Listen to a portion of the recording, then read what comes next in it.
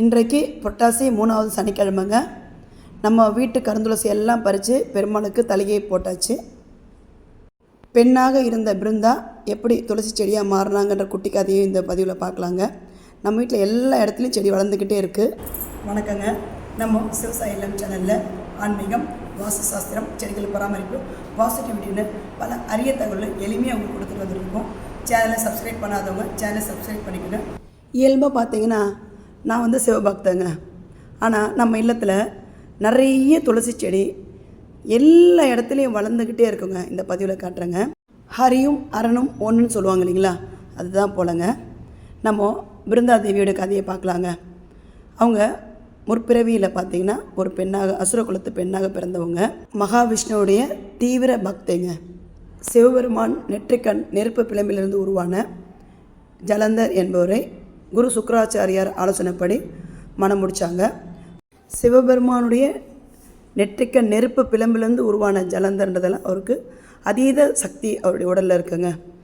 அதனால் அவர் தேவர்களுக்கு ரொம்ப இம்சை பண்ணும்பொழுது தேவர்களால் அவர் ஒன்றும் பண்ண முடியல.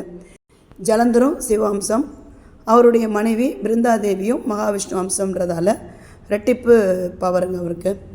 ஸோ அதனால் நம்ம தேவர்கள்லாம் ஒரு திட்டம் தீட்டுறாங்க. அந்த அம்மாவுடைய பதிவிரதத்தை நம்ம கலைக்கணும்னு முடிவெடுத்து மகாவிஷ்ணுவை ஜலந்தர் போல் உருவெடுத்து அந்த அம்மாவோட கரம் பிடிச்சு அக்னியை வலம் வந்துடுறாரு. இதனால் அந்த அம்மாவோட பதிவிரதையும் கலையுது. இது புராண கதைகளை சொல்லப்படுதுங்க. சிவபெருமானும் ஜலந்தரை அழிச்சிடுறாரு. உண்மை தெரிஞ்ச பிருந்தாதேவி மகாவிஷ்ணு மேலே கோவப்பட்டு சாபம் விடுறாங்க. நான் பட்ட இந்த வேதனை வழிகளை உன்னுடைய மனைவி பிற்காலத்தில் படுவாங்க அப்படின்னு அந்த அம்மா சாபம் விட்டுறாங்க. இருப்பினும் பிரபஞ்ச நலனுக்காக இதெல்லாம் செய்யப்பட்டதுன்றது உணர்ந்த மகாவிஷ்ணு அந்த சாபத்தையும் ஏற்றுக்கிட்டு அந்த அம்மாவுக்கு ஒரு வரத்தையும் கொடுக்குறாரு. இனி நீ துளசி செடியாக வலம் வந்து என்னுடைய பூஜைகளில் உன்னுடைய துளசி செடி இல்லாமல் என் பூஜை ஏற்கப்படாதுன்னு அந்த அம்மாவுக்கு ஒரு மிகப்பெரிய வரத்தை கொடுக்குறாரு. அதன்படி பெருமாளுடைய பூஜையிலெல்லாம் துளசி இலை 2வது இருக்கணும், அப்போ தான் என்னுடைய பூஜை ஏற்றுப்பண்ணு அந்த அம்மாவுக்கு ஒரு அதீத வரத்தை கொடுக்குறாரு. அதன் மூலம் பெருமாளுடைய எல்லா பூஜைகளிலும் நம்ம துளசி வழிபாடு ரொம்ப முக்கியங்க. இந்த செம்பரு செடியை பாருங்கள், இது பூக்கவே பூக்காதுன்னு இருந்துச்சு. அது சின்ன சின்ன உரம் பராமரிப்பு கொடுத்தோம். இப்போ நல்ல முறையில் நிறைய பூக்குதுங்க. பதிவு நிறைய போட்டிருக்கோம் இதை பற்றின என்னென்ன உரம் கொடுத்தோன்ட்டு. இந்த செடிக்கு கீழே தான் நம்ம துளசி செடி பக்கத்தில் இருக்குது. அதுலேருந்து விதைகள் விழுந்து பாருங்கள். நம்ம இல்லத்தில் எங்கே பார்த்தாலும் துளசி செடி வளர்ந்துக்கிட்டே இருக்குங்க. கால் படுற இடமா இருந்தால் அது கொஞ்சம் வளர விட்ட பிறகு எடுத்து அது நல்ல ஒரு பராமரிப்போடு வச்சுருவோங்க. நிறைய மூலிகை இதோட பாருங்கள். தொட்டால் சினிங்கி வந்திருக்கு, அது பக்கத்தில் கீழாநெல்லி இருக்குங்க.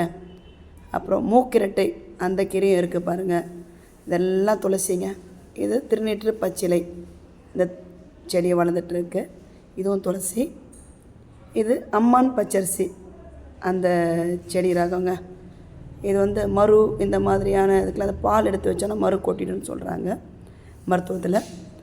இதெல்லாம் தும்பைங்க.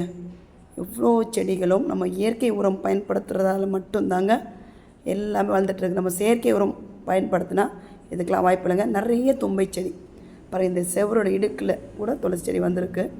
நிறைய நம்ம வீட்டில் தும்பை செடி, துளசி செடி, தொட்டால் சினங்கி, திருநீற்று பச்சிலை இந்த மாதிரியான தெய்வீக மூலிகை நிறைந்த மஞ்சாக்காமல்லையை நிற்கிற கீழாநெல்லி, மூக்கிரட்டை, அருகம்பில்லு இதெல்லாம் தன்னால் நம்ம வீட்டில் வளர்ந்துக்கிட்டே இருக்குங்க.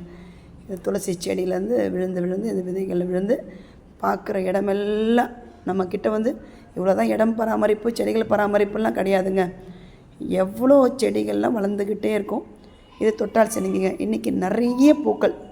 இந்த வீடியோ எடுக்கும் பொழுது, இந்த செம்பருத்திக்காக வீடியோ எடுக்கும் பொழுது இந்த பதிவு எடுத்தங்க. நிறைய பூக்களுங்க. தொட்டால் சினிங்கி வசீகரம் ஜாஸ்திங்க, காளி அம்சம் சொல்லியிருக்கேன், ஒரு பதிவு போட்டிருக்கேன். சொல்லப்படாத தகவலும் அந்த பதிவில் இருக்குங்க. பாருங்கள், இது இந்த துளசி இந்த தொட்டால் சினங்கி செடியை தொட்டு நம்ம வணங்கிட்டு போனோம்னா எல்லா விஷயமும் ஜெயமாகுங்க. இன்றைக்கி நிறைய பூத்துருக்குதெல்லாம் இந்த வீடியோவில் இதுவும் காமிச்சிருக்கேன். ஏன்னா துளசியும் தொட்டால் சினியும் சேர்த்து வளங்கன்னு சொன்னாங்க.